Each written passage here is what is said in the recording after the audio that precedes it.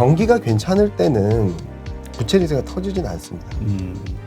연휴 기간 동안에 들어왔던 글로벌 경기 침체, 금융 불안으로까지 이어지지는 않을 것이다라고 생각을 하고 있습니다. 저는 중국도 지금은 아직까지는 경직된 모습, 그리고 계획 경제 안에서 움직이는 모습들을 보여주고는 있지만 조금씩 변하고는 있다.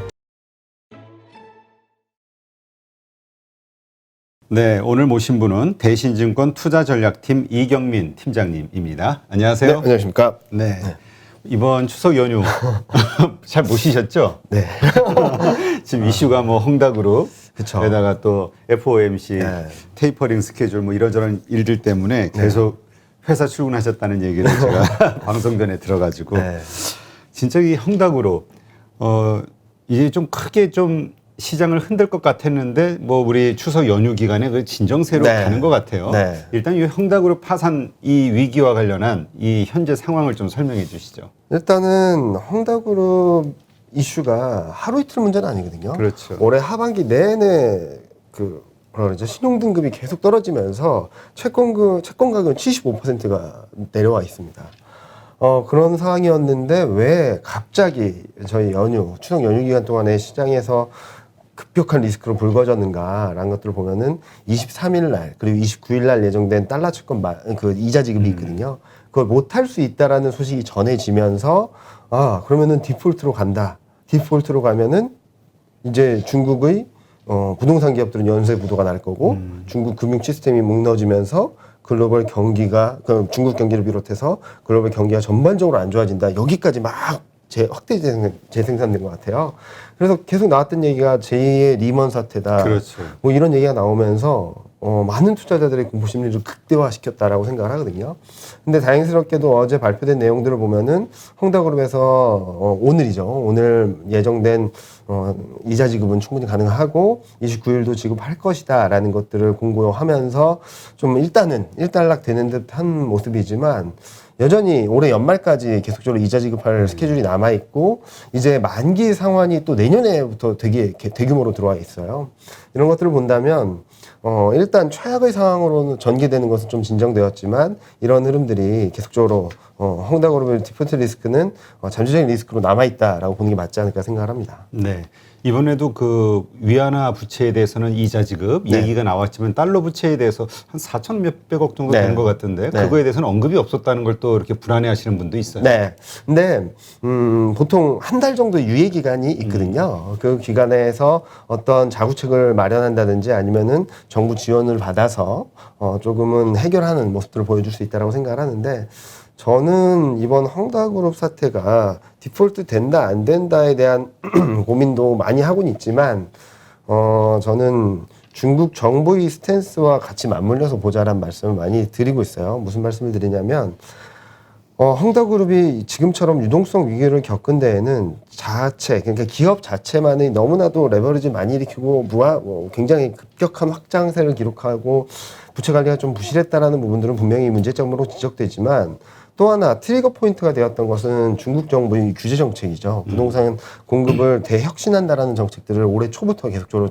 강행하면서 실제로 중국 내 중소형 부동산 업체들은 M&A가 굉장히 활발하고 구조조정이 굉장히 가속화되고 있는 상황에서 헝다그룹이라는 중국 내 2위라는 그룹이 좀 많이 유동성 위기를 겪고 있는데 자 그러면은 중국이 왜 올해 들어서 플랫폼 기업이나 그리고 이런 부동산 기업들 그동안 돈을 어마어마하게 벌었던 기업들을 압박하느냐라는 것들을 생각을 해보면은 시진핑이 8월 17일 날 발표했던 공동부유 네, 그 일환이 아닌가라는 생각을 하고 있습니다. 모두 다 잘 살자라는 게 기본 취지인데 그동안 독과점 또는 부의 편중화를 야기했던 기업들을 규제함으로 인해서 중산층을 두텁게 만들고 지금 사회 문제화되고 있는 출생률이 너무 낮다는 점들을 끌어올리고 사회 비용을 줄이자라는 게 취지거든요.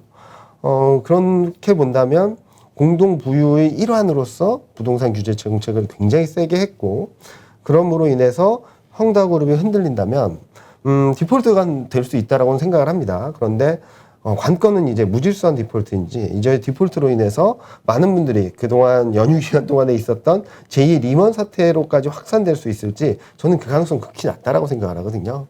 쉽게 생각을 하면은 공동 부유의 한 축으로서 규제 정책이 드라이브를 걸리고 있는데 그로 인한 부작용이 중국 금융의 시스템을 망가뜨리고 중국 경제를 망가뜨린다?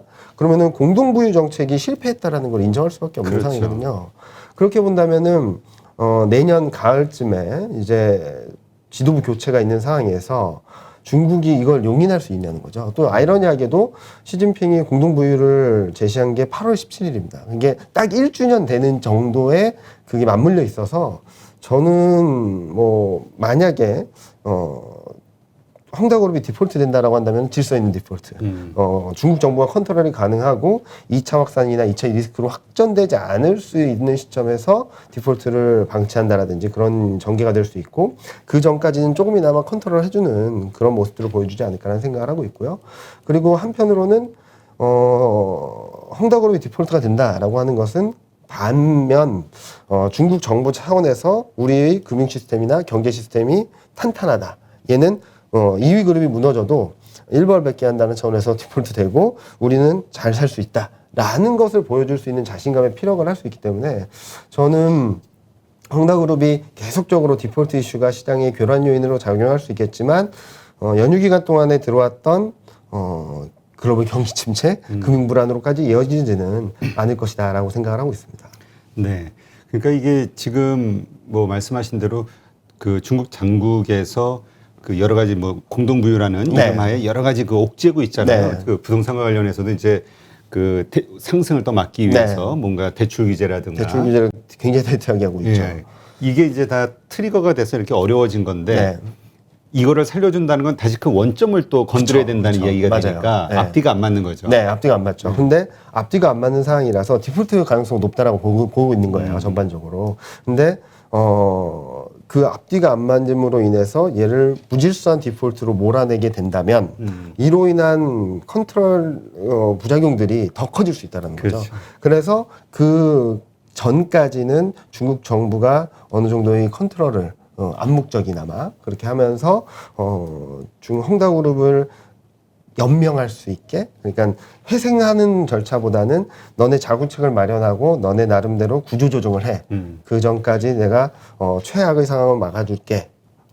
그러도 안 된다면 우리는 이 시스템을 구축해 놓고 너는 잘 가라고 할 수도 있는 상황이라서. 그런데 궁극적으로 다시 또 맴맴 도는 얘기긴 하지만 그러면은 궁극적으로 주말 동안에, 연휴 동안에 사람들이 걱정했던 게 현실화될 가능성이 굉장히 낮다라는 거죠. 그렇죠. 그러면은, 이 부작용으로 인해서 자가당착이 될 수 있기 때문에 지원을 해주지 못한다는 이유보다 공동부유라는 정책의 기조를 전체를 흔들 수도 있는 결정을 하기는 더 어려운 거거든요.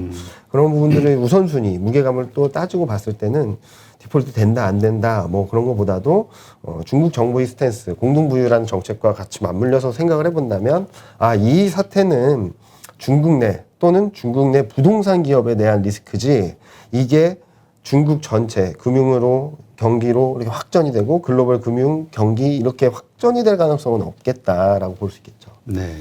그러니까 그 어떤 분들은 그렇게 생각하시는 것도 같아요. 그 칭화윤희의 사례를 좀 보면 좀 알 수 있지 않냐. 네. 반도체와 관련해서 워낙 그 무분별한 투자가 이루어지다 보니까 칭화윤희 그걸 디폴트를 통해서 구조조정하면서 경고를 날린 거잖아요. 네.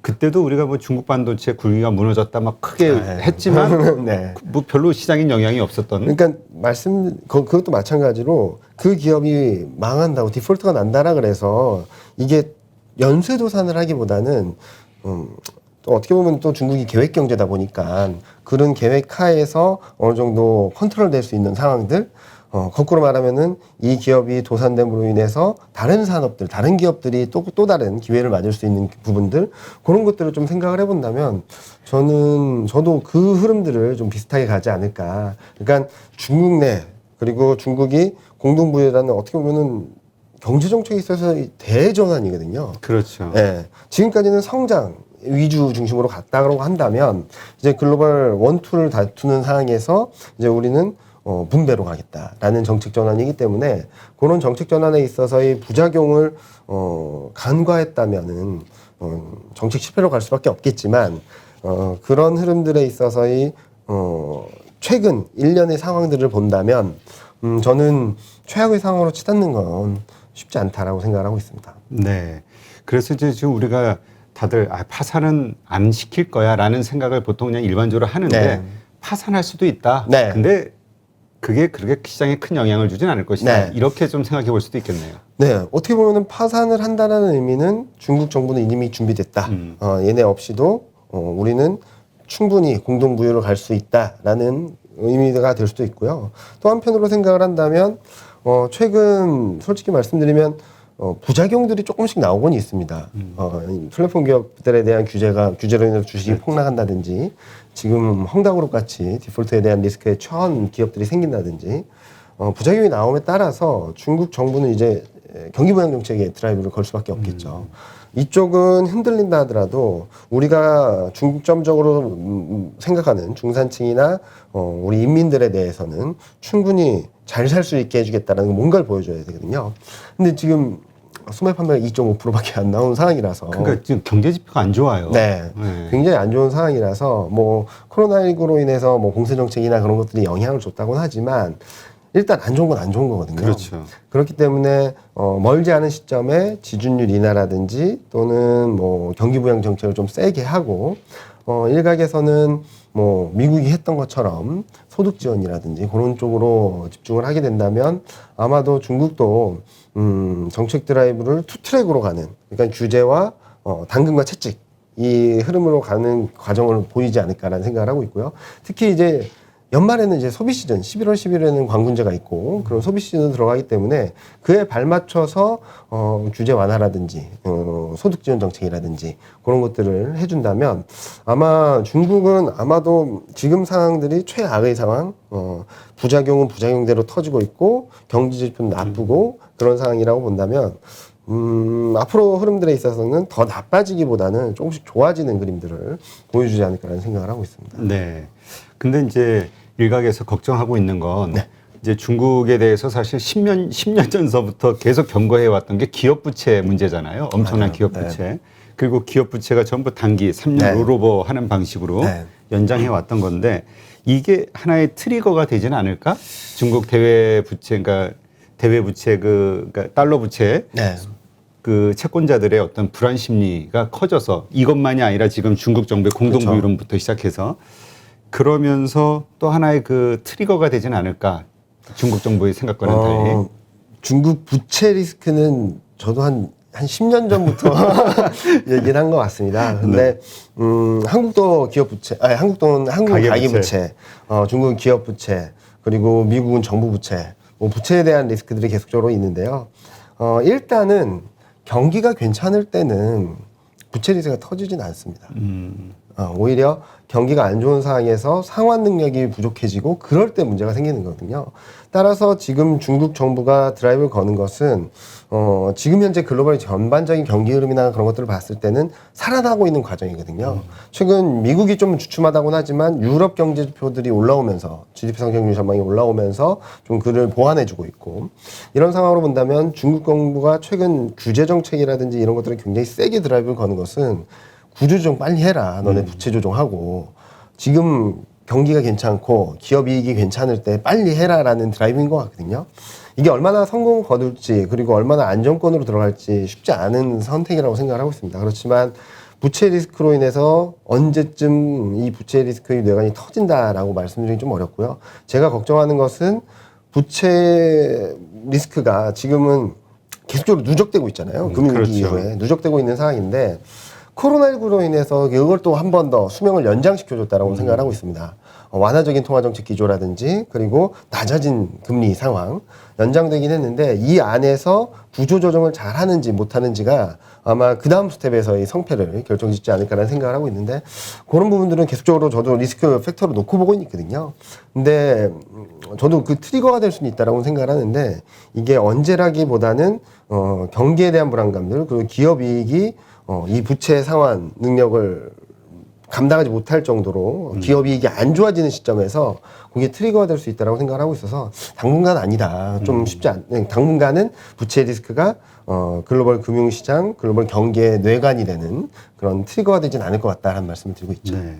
그러니까 일단은 이 헝다그룹의 뭐 디폴트가 되든 어떻게 되든 그 다음에 벌어지는 영향력이 어느 정도이냐 네. 이거에 따라 좀 변수가 될 수는 있겠네요. 맞습니다. 그러니까 저는 제가 이렇게 전망을 드리긴 했지만 솔직히 말씀드려서 중국이 예상하고 계획했던 대로 안 흘러갈 수도 있거든요. 솔직히 말씀드리면 그런 것들이 아마 중국이 첫 번째 시험대가 될 수 있다라고 생각을 하고 있고요. 저는 아직까지 중국이 만약에 헝다그룹을 디폴트로 가게 만들어 방치한다라고 한다면 어느 정도 시스템에 대한 자신감이 있다라고는 생각을 하고 있지만 만에 하나라도 이게 시스템이 훼손되거나 흔들린다라고 본다면 그 다음부터의 부채 리스크에 대한 경계감들은 한 단계 높여야 되겠죠. 네. 그런데 아직까지는 그럴 가능성은 높지 않고 지금 중국 기업들을 본다면은 성장 기업들은 굉장히 좋거든요. 그렇죠. 네.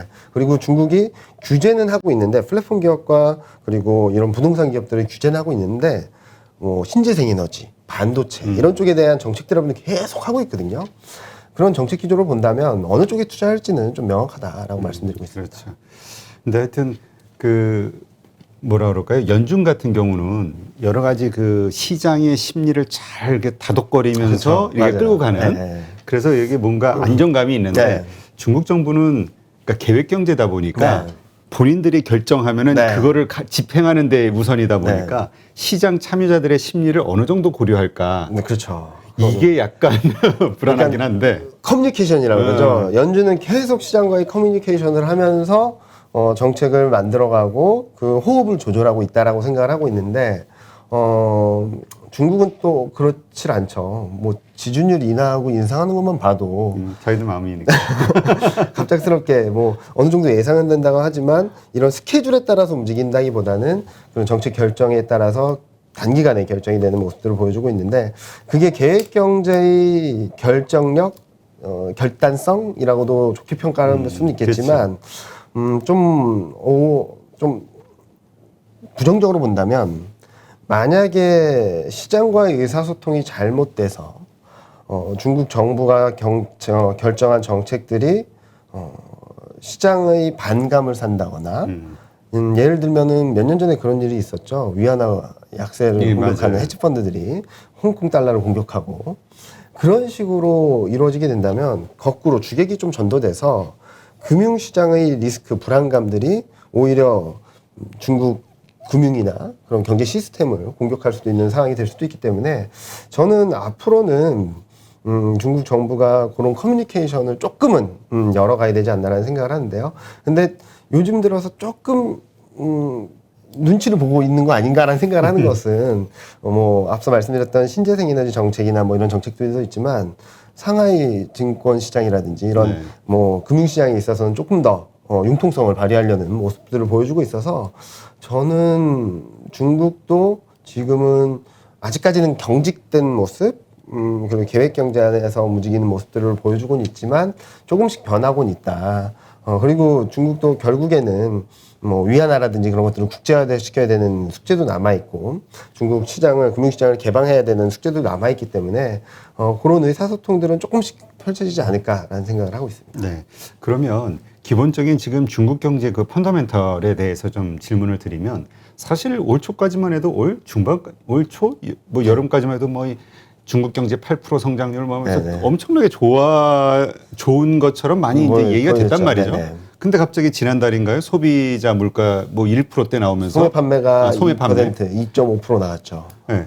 물론 PPI 그 뭐죠? PPI 같은 경우는 좀 높다고 하긴 하는데 네네네. 이게 결국 이게 중국 경제가 지금 뭔가 문제가 있는 거 아니냐, 가라앉는 거 아니냐, 경기 침체 이 우려. 근데 보면은 소매 판매가 굉장히 쇼크로 나온 건 맞는데 다른 산업 생산이나 고정자산 투자나 이런 것들은 예상보다 조금 소폭 못 미치는 정도거든요. 그래서 소매 판매가 이렇게 급격히 둔화된 것은 아마도 뭐 코로나19로 인해서 한때 100명 이상 나오면서 봉쇄 조치를 했기 때문이다라는 이유가 되는 거고 그렇게 본다면 9월 소매 판매가 어떻게 나오는지를 봐야 되는데 최근 중국 경제지표 GDP 전년 대비 증가율이 뚝뚝 떨어지는 이유는 기저효과가 먼저 소멸됐기 때문입니다. 그러니까 지금 현재 중국 경제 지표들을 보면은 기저효과가 약해지고 소멸되는 것만큼 떨어지고 있거든요. 그러니까 급격한 경기 둔화라기보다는 정상화되는 과정. 워낙 너무 피크까지 올라왔던 게 이렇게 정상화되는 과정이라고 보고 있고, 소매 판매가 좀 쇼크긴 했지만 이로 인한 경기 부양 정책, 그리고 9월 달에 얼마나 올라오는지, 그리고 11월 11일 이제 광군제를 앞두고선 소비가 얼만큼 들어오는지, 그러니까 계속적으로 확인할 수 있는 데이터들이 나올 거거든요. 그런 것들을 좀 더 확인하신다면 중국 경제가 무조건 나쁘다라기보다는 기저 효과가 이제 완전히 소멸됐습니다. 중국이 이제 소멸된 상황에서 얼마나 좀 안정을 찾아갈 수 있을지, 그리고 중국 정부가 최근 1년의 부작용들을 얼마나 잘 컨트롤해 나갈 수 있을지, 라고 생각을 하고 있고요. 일단은 헝다그룹 같은 경우는 이번 주, 다음 주 예정된, 이자 지급은 할 수 있다라는 얘기를 하고 있어서 큰 고비는 넘어갔다라고 생각을 하는데, 계속 봐야겠죠. 그리고 그러니까 언제 디폴트가 나도 문제가 없는 상황이라서 지금은 계속적으로 경계를 해야 되겠지만, 말씀드렸듯이 이로 인해서 제2 리먼 사태가 벌어지기는 좀 너무 멀리 간 거 아닌가. 그렇기 때문에 중국 글로벌 증시가 한 며칠 만에 정상화된 것도 그렇죠. 우리가 너무 앞서간 걱정들을 선반영을 했구나라는 인식을 하면서 좀 수습되는 상황이다라고 보고 있거든요. 이런 것들을 봤을 때 너무 불안해하지 마시고요. 지금 현재 시점에서는 뭐 중국 정부를 믿자 그런 말씀을 드리는 게 아니라 중국 정부는 네, 믿는 게 아니라 중국 정부가 가고자 하는 정책 방향성에 훼손될 만한 일은 당분간 할 수 없다. 그렇기 때문에 이걸 밀고 가기 위해서는 이 부작용들을 최소화하려는 노력들을 여기에 집중을 할 건데, 이 집중을 하는 과정에서 무질서한 디폴트, 그리고 금융 시스템, 그리고 경제가 망가지는 그림들을 만들어내기에는 시진핑 정권 자체가 흔들릴 수도 있다라고 그렇죠. 말씀을 드리고 있는 거죠. 삼선연임 해야 되는데. 그러니까요. 그러니까 그때까지는 중국 정부는 어떤 수단을 써서라도 이런 2차 디폴트라든지 2차 위험으로 전이되는 것을 최소화할 거다라고 말씀드리는 부분입니다. 네, 알겠습니다. 하여튼 우리가 그냥 파산하면 이 헝다가 파산했어, 이 뉴스가 그냥 엄청나게 네. 무서운 뉴스가 아닐 수 있다. 디폴트 되는 것 자체도. 그렇죠. 그러니까 이렇게 이해하면 표면적인 뉴스는 너무 무섭죠. 중국 내에서 2등 그룹이 파산을 해? 옛날에 이제 대우를 딱 떠올리는 거죠. 그러니까요. 그런 충격, 그러니까 학습 효과가 너무 크기 때문에 그런 위기의식은 있는데, 일단은 그런 부분들에도 불구하고 시장은 빠르게 안정을 찾아갔고, 그리고 중국 정부 차원에서도 그런 부분들에 대해서는 좀 컨트롤하는 모습들, 헝다그룹 차원에서도 충분히 수습이 가능하다라는 인상들, 그런 것들을 일단락 보여줬기 때문에 이제는 좀 냉정하게 바라보자라는 말씀을 드리는 거죠. 그동안에는 너무나도 많은 뉴스들이 계속 나왔는데, 한편으로 보면은 다른 뉴스들도 굉장히 많았거든요. 제2 리만으로 보기에는 말도 안 되는 소리다라는 해외 리포트들이 다 쏟아졌어요. 일단 자산 규모가 완전히 네, 틀리죠. 네. 그리고 뭐 글로벌 GDP나 글로벌 금융시장에서 차지하는 비중을 본다 하더라도 굉장히 작고, 그런 부분들을 봤을 때 너무 걱정하지 말자. 이게 거꾸로 생각을 한다면 헝다의 디폴트 이슈는 거꾸로 중국 정부의 자신감을 피력하는 걸 수도 있다라는 부분들을 좀 역이용하는 전략도 가능하다라고 말씀을 드리고 싶습니다. 네, 알겠습니다. 자, 그럼 이번에 이제 FOMC 회의 네. 결과에 대해서 좀 이야기해 볼까요? 네. 따뜻하게 오늘 새벽에 그 뉴스가 나왔는데, 네. 일단 이거 좀 너무 금리 인상에 대한 이야기가 빨리 나온 거 아니야? 네. 걱정하는 의견도 많거든요. 네. 일단 총평을 좀 한번 해주시죠. 일단은 저는 금리 인상 시점, 테이퍼링 시점보다는 테이퍼링 스케줄의 속도, 금리 인상의 속도에 대한 부분들이 좀 다소 매파적이다라는 말씀을 드리고 있어요. 테이퍼링은 9월에 하든 11월에 하든 연내한다라는 건 기정사실화된 거기 때문에 이게 큰 이벤트는 아니었다라고 생각을 합니다.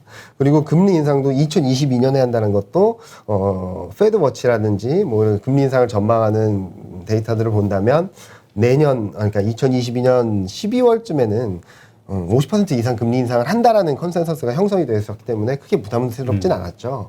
그런데 제가 다소 매파적이라고 평가했던 것은 첫 번째 테이퍼링 스케줄이 내년 중반부부터 4월부터는 정도에 마무리될 수 있다. 그럼 지금 시장의 전반적인 컨센서스는 한 10개월에서 11개월 정도 내년 하반기까지. 내년 하반기 정도까지 3분기를 지나서까지 테이퍼링이 점진적으로 진행돼서 내년 말쯤에 금리 인상을 할 수 있겠다라는 예상이 있었는데 그보다 좀 빠른 매월 정액으로 이렇게 떨어뜨려 버리는 그 자산 매입 규모를 줄여 버리는 그런 속도라서 다소 빠르다.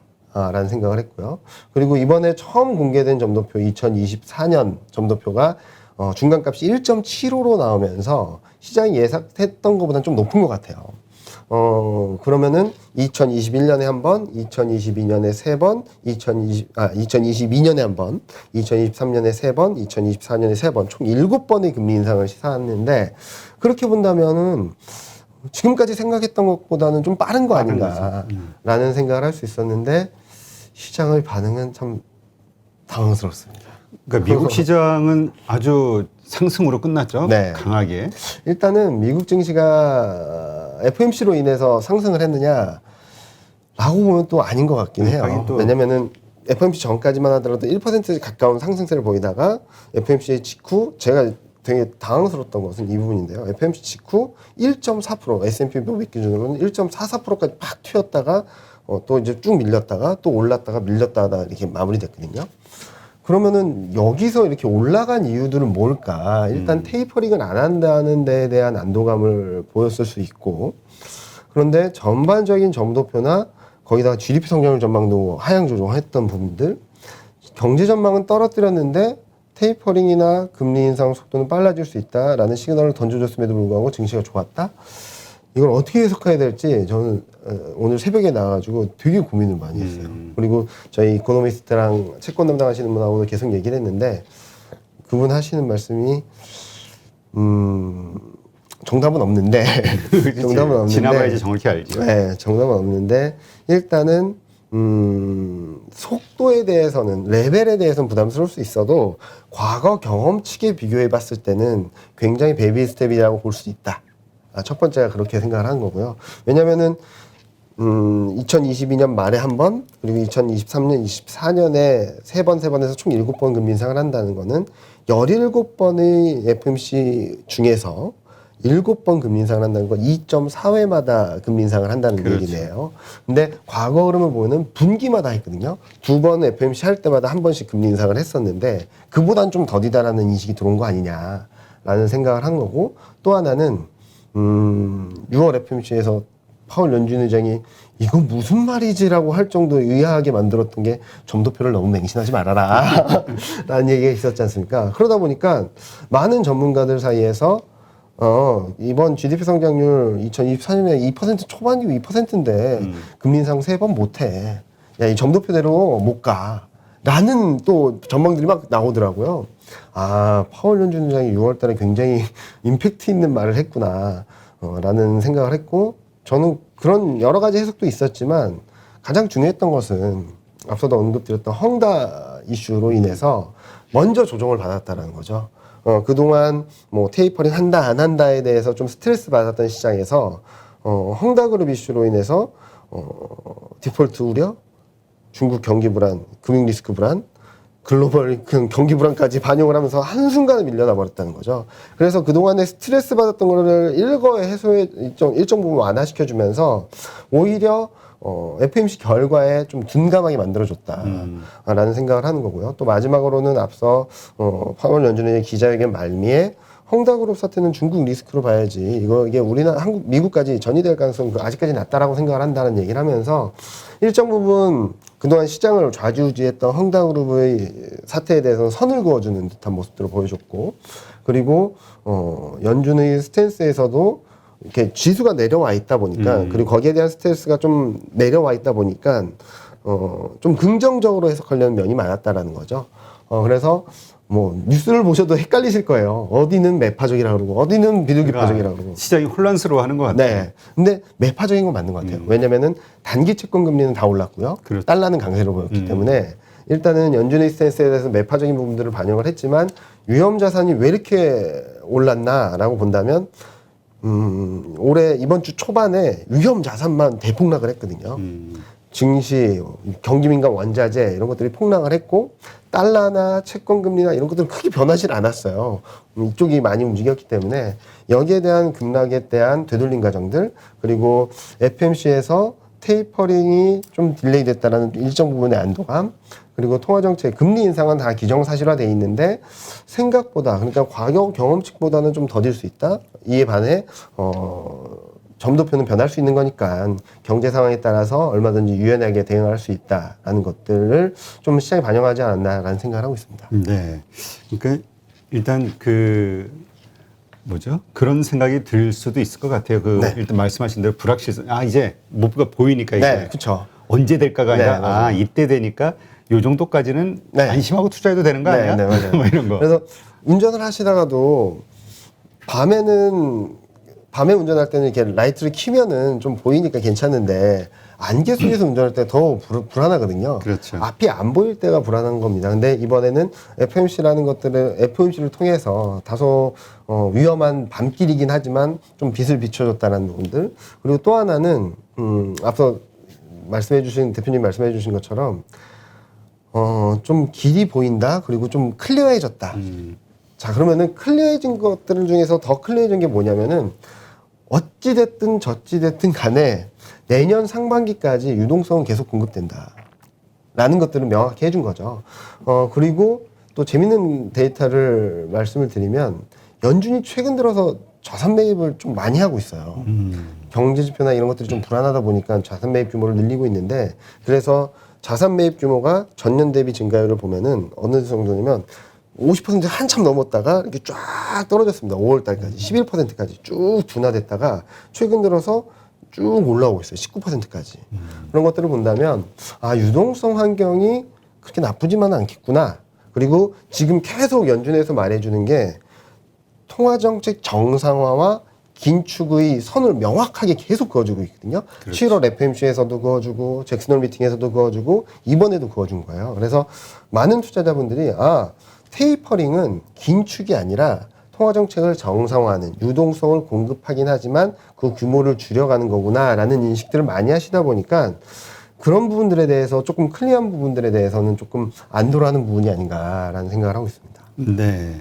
하여튼 오늘 그러니까 우리가 이렇게 지금 분석하는 것처럼 미국 시장에서도 이제 전문가들끼리 막 고민을 하겠죠. 막 그리고 이제 내일장. 네, 그렇죠. 내일장. 오늘 새벽 네. 이제 어떻게 미국 증시가 반응하는가 이게 이제 아마 그렇죠. 진짜 게임으로 들어갈 수 있겠죠. 진짜 게임이 이제 오늘 네. 일장인 것 같은 생각이 들고요. 근데 저는 오늘 좀 뜻밖이었던 게 저희가 이제 촬영하는 게 대략 한 11시 전인데 아까 그 방송 들어오기 전에 보니까 외국인 매수가 들어오더라고요. 신기하시죠? 그러니까 이 정도면은 외국인은 오늘 좀 팔겠구나 팔겠죠. 이런 생각을 했는데 네. 결과가 어떻게 될지는 모르지만 마감이 제가 자료에도 몇 번 썼는데 8월 달부터 좀 특이한 변화들이 있었어요. 뭐냐면은 8월 그 전까지만 보면은 원달러 환율에 완전히 일일비했거든요. 원달러 환율 오르면 팔고 내리면 사고 계속 요것만 했거든요. 그런데 8월 중순 9월 달 들어서면서부터 조금씩 변하거든요. 무슨 말이냐면 얼마 전에 인터넷 규제 리스크가 들어오면서 폭락을 했을 때도 외국인은 특히 지난주에는 원달러 환율이 올랐음에도 불구하고 소프트웨어 업체들이 폭락을 했음에도 불구하고 반도체 쪽으로 1조를 샀습니다. 그러게요. 지금 반도체를 사고 있어요. 그래서 네. 우리 반도체 폭락할 때 몰빵을 하셨던 우리 이 팀장님이 생각이 나던데. 약간 수익이 나서 좀 정리했다가 다시 들어가고 있습니다. 그래요? 근데 그 어떤 변화가 있었는지 조금 자세히 말씀드리면 글로벌 섹터 ETF가 있습니다. 미국 증시에 상장된 글로벌 섹터 ETF에서의 자금 플로우를 보면은 그동안 굉장히 자금 유입세가 가파르게 들어왔던 소재, 에너지, 산업재, 경기 민감재에서는 자금이 빠져나가기 시작했어요. 8월 달부터. 아직까지 자금이 빠져나가고 있고요. 반대로 그동안 돈이 안 들어가고 빠져나가기만 했던 IT, 반도체, 필수 소비재, 금융 이런 쪽에 들어가고 있거든요. 무슨 말이냐면 그동안에 물가 상승이라든지 인플레이션에 대한 기대감으로 많이 올랐던 쪽에서는 자금이 빠져나가고 오히려 IT, 반도체, 필수 소비재 어떻게 보면은 연말 소비 시즌에 대한 대비 또는 이제 코로나19가 정상화되면 공급망 병목 현상이 좀 완화되면 좋아질 수 있는 쪽으로 자금이 유입되기 시작하는 거 아닌가라는 게 글로벌 유동성 플로어에서 좀 잡혔고요. 이런 과정 하에서 한국 ETF로 8월 달에 5천만 달러 정도가 들어왔습니다. 아, 그러니까 결국 어느 분이 말씀하셨던 것처럼 외국인이 왜 파냐? 아, 돈이 없어서. 네. 외국인이 왜 사냐? 돈이 들어오니까. 돈이 들어와. 이거네. 맞아요. 이게 얼마만이냐면은 2월 말에 자금이 작년 11월 달부터 2월 말까지 쫙 들어왔다가 2월 말부터 3월, 4월, 5월, 6월, 7월, 7월까지 계속 돈이 빠져만 나갔어요. 그러다 8월 달에 6개월 만에 처음으로 자금이 들어오다 보니까 9월 달부터 좀 외국인 매매 패턴이 좀 달라지는 것 같더라고요. 특히 지금 한국 주식 보유 비중을 보면 외국인 지분율을 보면 31%밖에 안 되고요. 반도체 지분율을 본다 하더라도 50% 초반밖에 안 돼요. 31%라고 한다면은 2010년 이후 평균치가 한 33에서 34%인데 금융위기 이후 가장 저점권에 근접해 있는 상황이고요. 반도체 같은 경우는 반도체 지분율은 반도체 사이클이 최하 저점이었을 때 그리고 미중 무역 분쟁이 최격화되었을 때 최정점일 때 지분율밖에 안 되거든요. 그러니까 줄일 만큼 줄일 상황에서 돈이 들어오니까 움직이기 시작한다라고 생각하는 거죠. 그리고 그동안 많이 줄였던 쪽을 좀 사고 있다라고 보고 있는데 이런 부분들이 조금 더 지속된다면 저는 원달러 환율만 조금 진정되면 외국인 수급이 더 개선될 수 있는 여지들이 있겠다. 뭐 아직까지 원달러 환율이 좀 불안합니다. 원달러 환율이 뭐 1175원 되죠? 오늘 80원 넘었어요. 80원 넘었어요? 네. 왜냐면은 헝다그룹 사태 그로 인해서 원달러 환율이 역외 시장에서는 1190원 근처까지 가거나 넘어서기도 했었거든요. 그러다가 다행스럽게도 주 중반 지나면서 진정이 되면서 1180원 초반으로 역외 시장에서는 있었는데 그런 부분들을 봤을 때 환율만 좀 진정된다면 저는 외국인 수급은 좀 더 개선될 여지가 있지 않을까라는 생각을 하고 있어서요. 저는 그런 부분들을 이제 10월 달부터는 조금 보여주지 않을까라는 기대를 하고 있습니다. 네. 우리 이제 그런 그 섹터와 관련된 이야기는 이따 조금 더 자세하게 하기로 하고요. 지금 실물 경제, 우리 아까 조금 전에 그 중국에 대해서도 얘기했지만 소매 지표가 좀 떨어지고 소비자 물가 지수도 좀 그렇고 이게 이제 피크아웃 논란의 어떤 시발점이잖아요. 그렇죠. 맞아요. 근데 미국도 좀 안 좋은 것 같고 이것이 결국은 우리가 걱정하는 피크아웃을 선반영하는 거 아니냐, 지표가. 피크아웃은 맞죠. 피크아웃 맞아요. 왜냐면은 전년 대비 증가율로 보면 피크아웃이 맞습니다. 전년 대비로는. 네, 무조건 맞아요. 작년에 워낙 돈을 많이 풀었으니까. 네, 돈을 많이 풀고 경기 침체로 인해서 마이너스 나왔던 부분들이 어마어마하게 반대급부로 들어왔지 않습니까? 그렇지. 그런 상황에서 마이너스 폭이 줄어들고 이로 인한 기저효과가 약해짐으로 인해서 정상화되는 과정은 맞다라는 거죠. 그런데 이 피크아웃으로 인해서 시장이 안 좋아진다? 그러면은 올해 2분기는 대폭등을 했어야죠. 네, 그렇게 말씀드리고요. 근데 그래서 저는 경기가 피크아웃은 맞다. 그런데 경기가 나쁜 거냐라는 건 아니라는 거죠. 그래서 소매 판매, 미국도 소매 판매가 좀 부진했습니다. 그런데 그렇게 나타난 이유는 뭐 그 소득 지원 정책이나 이런 것들이 소멸되는 영향들 그리고 전월 대비 변화율을 보면서 그렇게 나타난 현상이고 제가 주목해서 보는 부분은 지금보다 더 나빠질까라는 부분이죠. 일단은 제조업 경기는 괜찮습니다. 2개월 연속 플러스고요.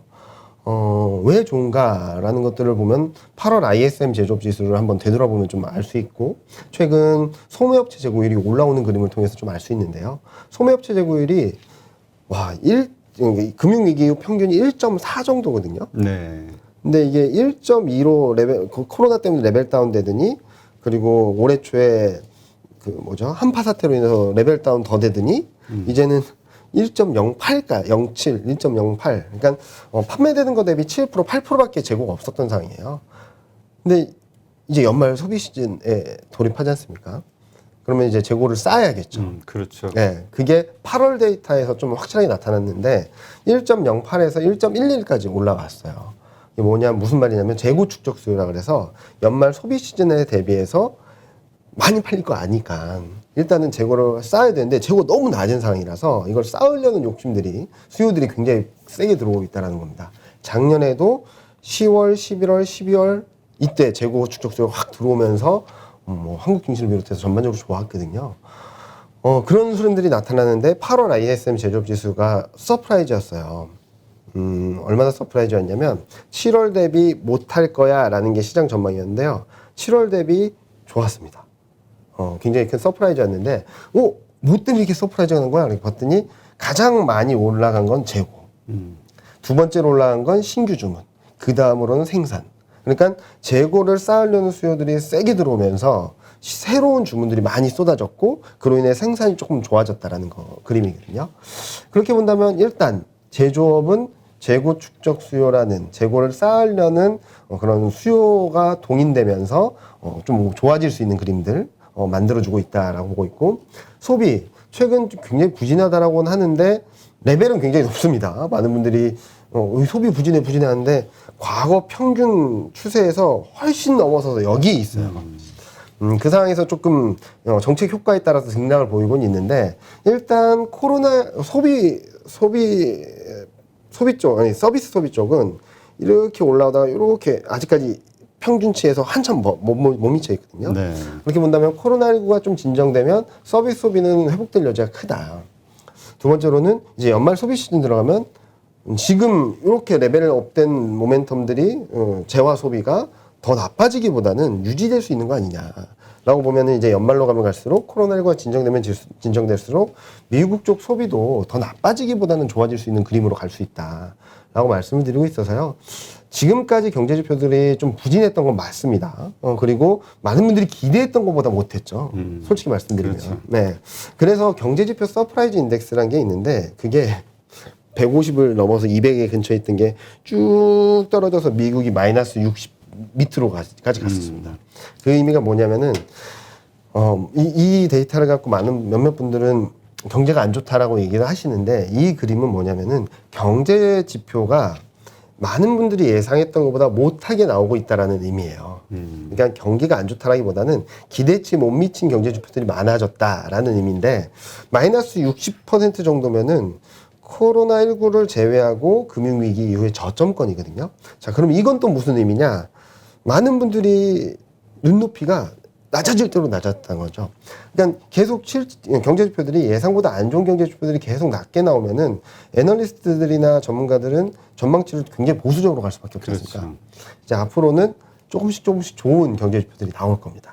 그렇게 되면 경제지표 서프라이즈 인덱스가 다시 올라가면서 예상보다는 경기가 괜찮네, 이런 생각들을 많이 하실 수 있는 국면으로 들어가고 있다고 생각을 하거든요.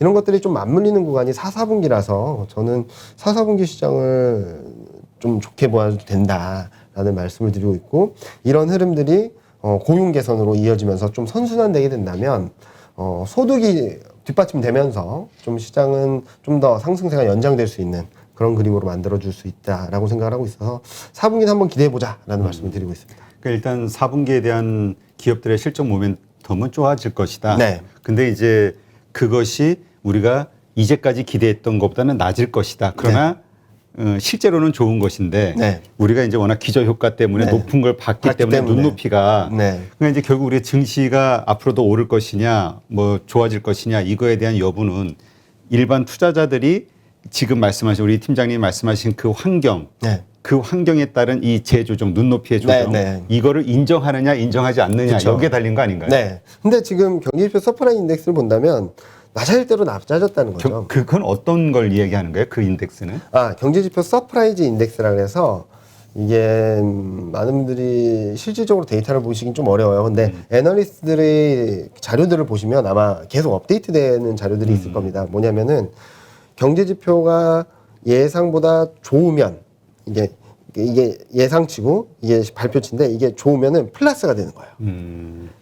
그 다음에 또 나온 다른 경제표 나왔는데 이게 또 좋으면은 플러스가 돼요. 예상보다 좋으면. 좋아요. 네, 그래서 코로나19 상황 직후에 경제지표 서프라이즈 인덱스가 마이너스 200%까지 갔다가 플러스 200%까지 간 거예요. 무슨 의미냐면 마이너스 200%까지 갔던 것은 많은 투자자들이 코로나19로 인한 영향력이 크지 않을 거야라고 했던 전망치에서 쇼크가 계속 나온 거죠. 그러니까 마이너스 폭이 엄청 커진 거고, 반대로 큰일 났어. 이제 경기 침체야. 라고 생각을 하면서 전망치를 완전히 다운시키니까 이제 거꾸로 경제지표가 얘보다는 좋은 지표. 그러니까 경제지표가 갑자기 좋아진 게 아니라 얘보다는 좋은 지표들이 계속 나오면서 경제지표 서프라이즈는 올라간다는 거예요. 근데 이렇게 올라갔던 게 또 200%까지 올라가니까 많은 투자자분들이나 많은 분들이 기대를 하지 않습니까? 경제지표에 대해서. 아, 이 정도까지 나올 수 있어. 이 정도까지 나올 수 있어 했는데 이게 계속 못 미친 거죠. 그러다 마이너스로 왔다는 의미는 예상보다 안 좋은 지표들이 계속 누적됐다는 의미예요. 근데 이만큼 떨어진다고 본다면, 이런 만큼 떨어진 다음에는 무슨 일이 벌어지냐? 이제 또 눈높이를 낮추겠죠. 그러면은, 그래서 경제지표 서프라이즈 인덱스를 보면은 무한대로 올라가는 게 아니라 계속 요런 사이클을 그려줍니다. 근데 그 사이클에 따라서의 주가 흐름 방향은 어떻게 일치하나요? 일치한다기보다는 좀 그게 단순하게 경제지표 서프라이즈 인덱스로 보여주는 건데 이게 올라간다라는 의미는 경기에 대한 불안 심리를 좀 진정될 수 있고 경기가 좋아질 거야라는 기대 심리를 살 수 있다는 의미가 되거든요. 그래서 이게 올라가면 무조건 시장이 올라간다라고 말씀드리기는 어렵지만 이로 인해서 지금 경기에 대한 불안 심리가 워낙 크다 보니까 이런 불안감들만 진정이 된다 하더라도 그동안 좋아진 경제 지표들 그런 그림들이 시장의 상승의 동력으로 작용할 수 있다라는 말씀을 드리는 거고요. 최근 미국 경제지표 서프라이즈 인덱스 마이너스 60%까지 갔다가 좀 마이너스 30%로 이렇게 좀 올라오는 그림을 만들어주고 있고 중국 같은 경우도 마이너스 50% 밑으로 갔다가 조금 올라오는 그림들을 만들어주고 있어서 전반적으로 경제지표에 대한 불안감들, 눈높이에 대해서 실망하는 부분들 그런 부분들은 이제 최악의 상황을 통과했다라고 말씀을 드리는 거죠. 네.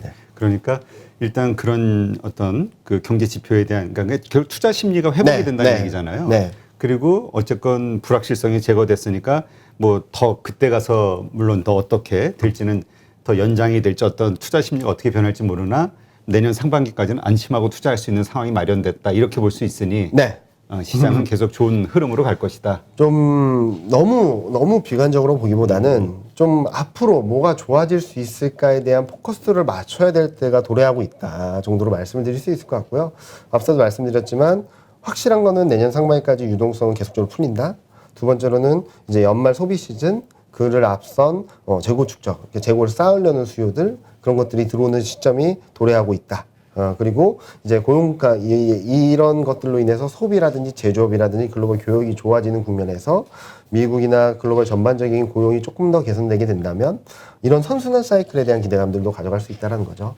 그런 부분들이 좀 잘 맞물리는 구간이 확실하게 보이는 거는 4분기 정도고 4분기. 이런 흐름들이 좀 연장이 될 수 있는 시점들을 이제 내년 초 지나면서 좀 더 확인할 수 있겠다라고 말씀드리고 있습니다. 그러니까 오히려 지금 우리가 연말에 그 뭐죠? 그 대주주 10억 양도세 이런 거 저런 거 해가지고 하락으로 가지 않겠냐라고 생각하는 분들이 많이 있는데 네. 오히려 시장은 이런 이유 때문에 좋을 수 있다. 네. 이렇게 이해하면 그리고 되겠네요. 대주주 양도세 이슈가 뭐 시장의 수급 교란 요인이 될 수는 있어도 좋은 증시에서의 시장을 부러뜨리는 그림은 아닐 거라고 생각을 하거든요. 뭐 한번 되돌아서 한번 차트를 한번 보시면은 또 명확하실 겁니다. 코스닥도 코스닥이 좀 이런 이슈에 좀 민감한데 급락을 했다가도 바로 회복을 합니다. 그 시점이 배당락만 지나면 그런 것들을 잘 활용하신다면 뭐 크게 걱정하실 필요는 없다라고 생각을 하고 있고요. 이벤트 이슈지 이로 인해서 시장에서의 경기 흐름이나 기업 이익 흐름이나 이런 것들이 바뀌는 것이 아니기 때문에 만약에 이로 인해 시장이 흔들린다 그러면 비중 확대 기회다라고 볼 수 있겠죠. 네, 알겠습니다. 그 아까 말씀하신 게 몇 개월 만에 지금 외국인 그러니까 한국 코리아 ETF에 네. 그 이제 자금이 들어왔다. 5천만 불 들어왔다 얘기하셨는데 이거는 한국에 그러니까 신흥국 전체에 이렇게 들어간 건가요? 신흥국 중에서도 한국만. 네. 그래서 좀 더 의미가 있다라고 말씀드리는 거거든요. 근데 전에 우리 방송에서도 여러 차례 말씀하셨지만 그 외국인들이 불안하거나 할 때는 먼저 신흥국 자금을 뺄 때 한국 거를 그렇죠. 먼저 뺀다고 먼저 했잖아요. 먼저 빼죠. 그럼 이거는 어떻게 보면 신흥국에 대한 투자가 본격적으로 일어날 수도 있다라는 시그널일 수도 있는 거 아닌가요? 뭐 최근까지 보면은 중국이나 대만이나 자금 잘 들어갔습니다. 아, 그래요? 네. 그런데 한국이 유독 안 좋았던 이유는 제가 전에 한 번도 나와서도 말씀드렸지만 이런 그림이었어요. 미국은 정속 주행을 하고 있습니다. 근데 한국은 한번 가속 페달을 한번 밟았죠. 작년 11월, 12월, 1월 달에. 그래서 이때 미국하고 한국 증시 간의 괴리가 30%포인트가 넘었었어요. 아, 그래요? 왜냐면 이때 두 달 반도 안 되는 시간 동안 코스피가 44% 올랐거든요. 이때 엄청 올랐네. 어마어마했습니다. 솔직히 말씀드리면. 근데 이때 이렇게 격차 벌어졌다가 이렇게 계속 지지부진했지 않습니까? 근데 미국은 계속 정속 주행을 하는 상황에서 한국은 가속화되었다가 이게 좀 진정되는, 나쁘게 말하면은 뭐 박스권을 계속 유지하는 그런 흐름을 보이다가 8월 달에 둘이 만났어요. 이제 둘이 만나서, 그러니까 8월 달에 한국 증시는 굉장히 부진한 모습을 보임에 따라서 이 괴리가 좁혀지는 시점이 좀 빨라졌다라고 생각을 하다 보니까 그때부터 또 외국인이 아이러니하게도 타이밍상 외국인 자금이 다시 들어오기 시작했거든요. 그런 것들을 봤을 때는 지금 현재 시점에서는 글로벌 유동성도 한국 증시에 그렇게 비우호적, 그러니까 나쁘게 볼 만한 이유는 사라지고 약해지고 좋은 그림들이 만들어지고 있다라고 말씀드리고 있죠. 네. 근데 이제 어쨌든 그 이후 지금 8월 이후 9월 네. 뭐 보면은 외국인들이 뭐 IT주를 사고 있다. 네. 그러니까 하이닉스도 보니까 삼성전자 하이닉스 최근에 계속 외국인들이 매수하고 사고 있잖아요. 있죠. 네. 그러면 이거는 우리가 지금 다시 이 IT 반도체주를 사야 될 시점이라고 봐야 되는 건가요? 뭐 저는 계속 아까죠. 지금 계속 사고 있다 그러셨죠. 네, 계속 강조드리고 있는데요. 재미있는 통계 하나 말씀드릴게요. 과거 보면은 한국은 9월, 11월, 12월 달 증시가 굉장히 좋았고요. 네. 계절적으로. 미국은 9월에 조금 올라오다가 10월, 11월이 굉장히 좋았거든요. 이 그림이 아마도 연말 소비 시즌, 이에 따른 재고를 쌓으려는 수요들, 이런 것들이 잘 맞물리면서 반복된 패턴이 아니었나라는 생각을 합니다. 그런데 9월, 10월, 11월, 12월 이 4달 동안 코스피 대비 상대 수익률을 보면, 평균치를 보면 반도체가 압도적이에요. 아, 그래요? 네. 왜냐면은 연말에 선물 뭐 맞고 싶니라고 서베이를 하면은 항상 매번 1등 하는 게 IT 기기, IT 가전, 태블릿, PC 뭐 이런 것들이거든요. 거기에 다 들어가는 게 반도체고요. 그리고 최근 보면은 워낙 많이 빠졌기 때문에 뭐 제가 그때 나와서도 말씀드렸지만 2022년 실적을 떨어뜨린다고 해도 지금 주가는 좀 저평가되어 있는 상태인 것 같다. 라는 말씀드렸던 것처럼, 그리고 외국인 지분율은 뭐 낮아지는 상황이고, 이런 전반적인 환경들이 바닥권이라는 시그널들을 계속 보내주고 있거든요. 그런데 조금은 봐야겠죠. 그런 것들이 뭐 분기점을 언제 이제 완전히 해소될 것인가. 그래서 저는 첫 번째 분기점은 그때도 말씀드렸지만 10월 초에 있을 삼성전자 실적 가이던스, 이게 얼만큼 좋은 그림을 보여줄 수 있을지. 두 번째로는 이제 10월 말에 있을 삼성전자랑 하이닉스 컨퍼런스 콜, 여기서 4분기 그리고 내년 그림에 대해서 어느 정도의 아웃라인을 잡아준다면 투자자들이 내년에는 이만큼 나빠질 거야라고 걱정을 했던 것보다 요만큼 나빠져라고 한다면 이 괴리를 좁히려는 움직임들은 충분히 나올 수 있다라고 생각합니다. 반도체에 대해. 네. 그래서 저는 반도체 업종의 흐름들은 지금부터는 조금 긍정적으로 바라볼 수 있다라는 말씀을 계속적으로 드리고 있고요. 변동 흔들릴 때마다 계속 사야 된다라는 말씀을 드리고 있죠. 지금은 저는 반도체 업종을 가장 매력적인 업종으로 생각을 하고 그래요? 있습니다. 네. 지금 자동차 관련해서도 이제 많이 네. 빠졌잖아요. 네. 뭐 대형주들이 다 수출 대형주들 다 네. 빠져 있는 상황이고, 올 한 해 계속해서 중소형주 장세가 펼쳐졌지 네. 대형주는 계속 하락이었단 네. 말이죠. 그래서 앞으로 남은 4분기도 중소형주가 이끌 것이다 이렇게 생각하는 분들이 많은데, 지금 외국인이 이렇게 IT주를 사고 있다라는 얘기는 다시 대형주 외국인의 매수와 함께 대형주가 상승할 수 있다 이렇게 봐도 되는 건가요? 네, 저는 그렇게 보고 있고요. 한번 생각을 해보신다면 올해 내내 불거졌던 이슈들은 솔직히 뭐 미국 증시는 계속적으로 잘 가긴 했지만 한국 증시에서는 밸류에이션에 대한 논란이 있었고, 거기에 따른 금리에 대해서 민감하게 반응을 했고, 그리고 뭐 금리 인상, 그리고 뭐 경기 불안, 뭐 거기다 반도체 불안, 뭐 인터넷 기업 규제 이슈, 대형주의 안 좋은 이슈들만 계속 있었거든요. 그렇죠. 네, 대외 불확실성이라든지 이런 것들로 인해서. 근데 저는 이번에 뭐 헝다그룹 사태라든지, 그리고 또 9월 FMC에서 긴축에 대한 금리 인상에 대한 속도라든지 이런 것들을 통해서 대외 불확실성에 대한 정점은 조금 지났다라고 생각을 하고 있고, 오히려 조금씩 긍정적인 변화, 글로벌 매크로 환경이라든지 교역이라든지 이런 쪽들이 긍정적인 변화를 보여주게 되고, 원달러율이 지금 1180원, 1170원대에서 좀 레벨이 조금씩만 떨어진다 하더라도 외국인 수급은 나빠질 리가 없거든요. 워낙 지분율이 낮으니까. 그런 것들을 전반적으로 흐름을 본다면 그리고 앞서 말씀하셨던 이제 대주주 양도세 이슈도 그런 것들을 종합적으로 본다면 이제 연말까지는 아마 대형주 위주로 좀 시장이 움직이지 않을까라는 생각을 하고 있고요. 과거 흐름을 본다 하더라도 보통은 1분기 때가 대중성주가 굉장히 강하고 좀 길게 연장된다 하더라도 8월 정도까지 강한 경우가 있었는데 그 연말까지 중성주나 코스닥이 계속 강세를 치고 간 경우는 금융위기 이후에 없습니다. 그래요? 그러면 그 주역은 이제 지금 말씀하신 대로 삼성전자나 하이닉스 같은 IT주가 될 것이다. 그게 중심에 서고 이제 따라올 수 있는 것은 자동차. 근데 자동차 관련해서는 지금 계속 못 가는 이유를 지금 그 자동차 반도체 네. 쇼티지 수급 때문이라고 보는 분들이 많거든요. 가끔씩 뭐 오를만 하면 뉴스 맞아요. 저 뭐죠? 그 공시 떠가지고 네. 무슨 공장 뭐 네. 조업 중단 뉴스 뜨고 하니까. 맞아요. 근데 저도 그 부분에 대해서는 계속 경계하고 수출 데이터도 좀 들쭉날쭉합니다. 이게 조금 풀리면 팍 튀었다가 조금 안 좋으면 확 주저앉고 계속적으로 그러거든요. 근데 이 지금 현재 주가 수준에서 더 떨어질 것인가, 그리고 공급망 병목 현상이 더 나빠질 것인가라는 것들을 생각해 본다면 방향성 자체는 조금씩이라도 개선되는 방향성으로 보여줄 것이라고 생각을 하고 있고요. 그리고 아까도 말씀드렸던 8월 ISM 제조업 지수에서의 운송 지수, 운송 시간을 보면은 3개월 연속 떨어지고는 있습니다. 네. 그러니까 이게 완전히 해소됐다라고 말씀드리기는 어렵겠지만 최악의 상황은 지나고 있는 상황이라서 조금 더 좋은 그림으로 만들어주지 않을까라는 생각을 하고 있고요. 또 하나는 많이들 걱정하시는 게 또 인터넷 기업들이죠. 그러게요. 그 이제 모멘텀이 상실된 거 아니냐. 네. 이렇게 극단적으로 보시는 분도 있어요. 뭐 그렇게 볼 수도 있겠죠. 근데 저는 일단은 바닥을 잡아가는 시간은 조금 더 필요할 수 있다라고 생각을 하지만 여기서 추세가 꺾였다, 이제 업황이나 실적이 이제 하강 사이클이다, 그렇게 보긴 좀 어렵죠. 그러니까 지금 무슨 말씀을 드리냐면 실적은 내년에 엄청 좋습니다.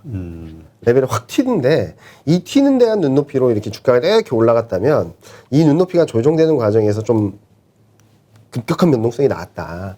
그래서 이제 뭐 10월 초까지는 조금 불안할 것 같아요. 왜냐면은 이제 국정감사라든지 그런 것들이 있기 때문에 거기서 어떤 멘트가 나오는지 어떤 방향성이 나오는지에 따라서 왔다 갔다 하는 그림들은 나올 수 있는데 이 업황이 끝났다라고 보기에는 너무 강력하죠.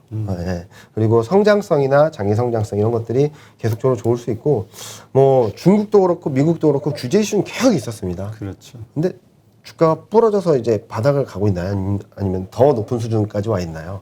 그런 것들 한번 지켜보신다면 겪어내야 되는 진통 과정이라고 보시는 게 조금 합리적이지 않나라는 생각을 합니다. 네. 지금 그 연말 장세 이제 조금 그 힘들게 보는 분들의 또 논리 가운데 보면은 대형 IPO들이 많이 일어났었잖아요. 네네네. 그러다 보니까 유동성이 확 그쪽으로 몰려가면서 네네. 기존의 주식들 팔고 사야 되니까 네네. 뭐 기관부터 시작해가지고 그렇죠. 그게 이제 유동성 부족을 당겨서 주가 하락을 이끈 게 아니냐. 근데 거기다 더해서 이제 의무 확약 네. 해제가 되면서 또 물량이 기관들 네. 물량이 다 쏟아질 테니 더 힘들어지는 거 아니냐 이런 걱정도 있거든요. 뭐 거꾸로 생각하면 거기서 나온 물량이 다른 데로 갈 수도 있지 않을까요? 아 그걸 팔고 네. 기관들이나 그 주주들이 네. 한 주주들이 다른 걸 산다. 네. 거기서 차익 실현을 하고 다른 쪽에 더 좋은 그림들이 나오는 것들로. 아 주식시장을 빠져나가는 게 아니니까. 왜냐면은 최근 8월 달에 시장이 폭락을 하는 과정에서 개인 투자자들이 10조를 샀습니다. 10조. 근데 이 과정 10조를 사는 과정에서 고객 예탁금은 줄지 않았고요. 이 과정에서 반대 매매 뭐 신용 물량 이런 것 소화하면서도 10조가 들어왔어요.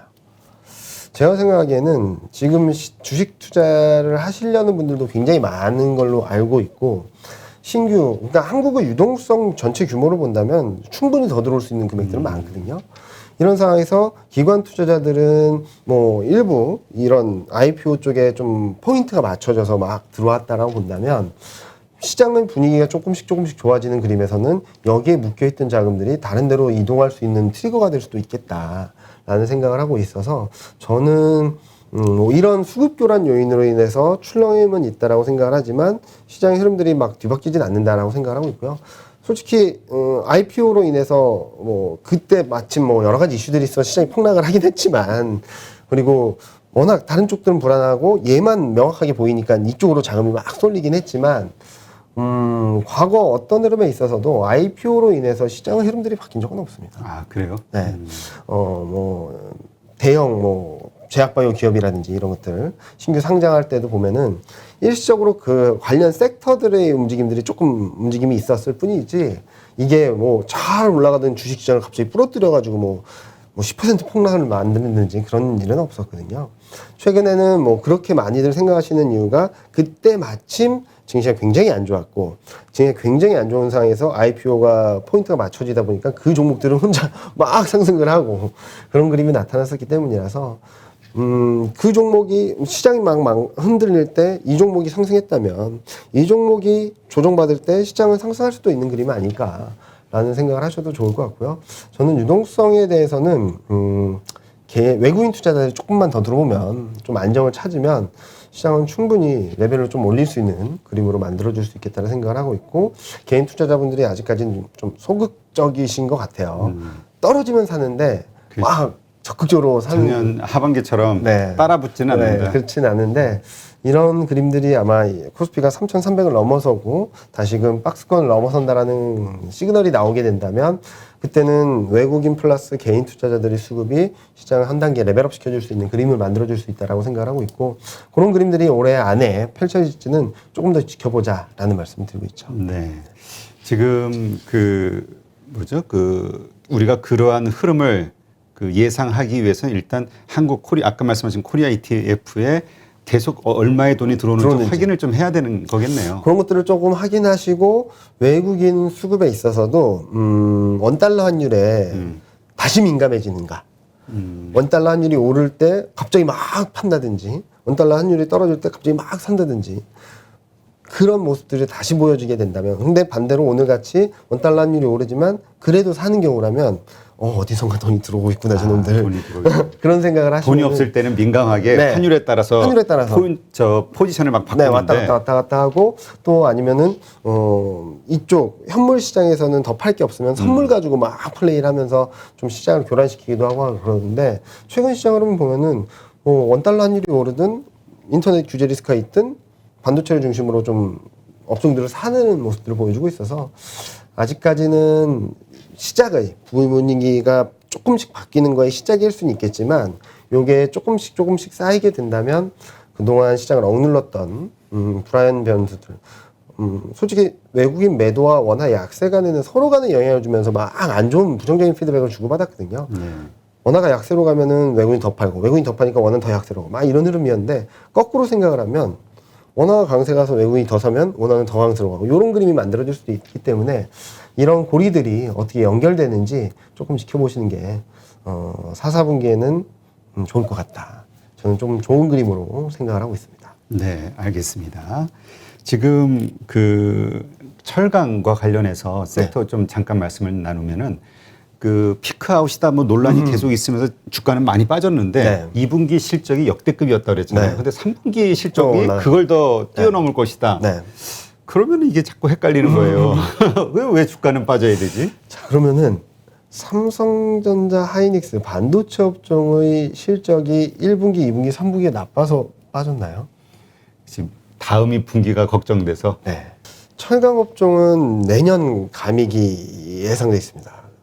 그렇기 때문에 반도체 업종도 올해 실적이 계속 좋았긴 했지만 주가가 부진했던 이유도 선반영을 했다 또는 그 다음 분기 내년에 대한 실적에 대한 불안감이 있다라는 이유로 지지부진했던 것처럼 철강 업종도 내년 실적이 2021년보다 좋아진다라는 컨빅션이 들어오지 않는 한 그리고 물가는 좀 계속적으로 지지부진한 상황이고요. 인플레이션에 대한 기대 심리도 좀 약해지고 있는 상황이고 이런 전반적인 매크로 환경이나 심리적인 환경 그리고 실적을 감안해서 봤을 때 좀 쉽지 않다. 반등은 분명히 나올 수 있습니다. 반등 세게 나올 수도 있고 중국 쪽에서 경기 부양 정책을 세게 한다면 또 한번 튀어오를 수도 있고 그렇긴 한데 이게 올해 상반기에 특히 4월, 5월 달까지처럼 막 시장을 아웃퍼폼하는 그런 흐름들을 쭉 끌고 가기에는 좀 어렵다. 그래서 저는 최근까지 시클리컬은 반등할 때마다 조금 줄이자.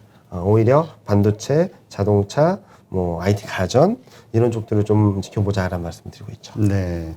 그러면 뭐 우리가 4분기 혹은 뭐 내년 초 이런 거를 대비해서 지금 사야 되는 주식은 말씀하신 대로 1순위는 IT 쪽. 네. 근데 IT라고 하면 워낙 범위가 넓은 거예요. 삼성전자, 하이닉스, 반도체와 관련된 게 1차로 네. 가야 되나요? 저는 1차로 생각을 하고 있고요. 그리고 이제 뭐 부품주들은 뭐 중소형 부품주들은 워낙 많이 올랐고 이미 소부장들은 진짜 많이 올랐죠. 네네. 그리고 두 번째로 생각한다면 IT 가전 쪽. 가야죠. 네, 왜냐면 연말에 소비라든지 그동안 아직까지 이연된 소비들이 남아있기 때문에 그런 쪽들이 좀 괜찮지 않을까라는 생각을 하고 있습니다. 2차 전지주는 어때요? 거기도 마찬가지로 요새 소재는 엄청 올랐는데 맞아요. 세트 완성 업체. 배터리, 예, 여기는 뭐 다 빠지고 있으니까. 그러니까 2차 전지를 보면은 좀 세트 업체들은 전반적으로 뭔가 하나씩 불안해요. 분할이라든지 뭐 이런 이슈들이 있어서 계속 불안감을 안고 움직이는데 반해서 소재 업체들은 성장성 명확하거든요. 2차 전지 배터리 성장 안 한다고 생각하시는 분들 없잖아요. 근데 여기는 이렇게 납품만 하면 되는 리스크가 굉장히 작은 상황이라서 대형 기업들이 워낙 부담들이 있고 불안감들이 있다 보니까 오히려 이쪽으로 자금들이 더 쏠려버리는 그림들이 나타난 것이 아닌가라는 생각을 하고 있어서 저는 분명히 성장을 하고 좀 장기적으로 좋게 보는데 최근 흐름들은 단기적으로 좀 오버슈팅일 가능성은 있다. 그래서 지금 시점에서 따라가는 건 좀 부담스럽다. 오히려 뭐 일정 부분 좀 비중이 많으신 분들은 좀 정리를 하셔서 다른 쪽의 기회를 탐색해보는 게 좀 낫지 않을까라는 생각을 하고 있습니다. 네. 지금 한국도 ETF가 많이 나왔잖아요. 정말 좋아요. 이제 상당히 많이 늘었더라고요. 거기다가 최근 들어서는 이제 액티브 ETF까지 나오면서 이제 한국도 뭐 펀드 시장에서 이제 ETF 시장으로 완전히 이렇게 좀 흐름이 완전 대세가 좀 바뀌는 것이 아닌가 생각을 하고 있습니다. 그 지금 뭐 글로벌 탄소 배출권 ETF 4종이 9월 말에 국내 증시에 상장된다 네. 이런 얘기가 있는데 이게 우리가 그냥 용어는 익숙한데 이게 과연 돈 될까? 이런 생각이 얼핏 들어요. 탄소 배출권 뭐 다들 말하지 않습니까? 그쵸. 탄소 중립, 탄소 제로 사회로 가겠다. 저는 만약에 장기 투자를 생각하신다면 적립식으로 꾸준히 들어가시는 것도 굉장히 좋을 거라고 생각합니다. 장기 투자라면 한 몇 년을 생각해야 돼요? 뭐 자식한테 물려줄 수 있을 정도? 그거보다도 지금 뭐 한 2020년, 30년 뭐 그 정도까지 어느 정도의 목표치를 설정해놓고 글로벌 전 국가들이 달려가고 있는 상황이거든요. 그렇게 된다면은 그 시점에 다다를 때마다 계속적으로 정책 드라이브는 세질 수 있습니다.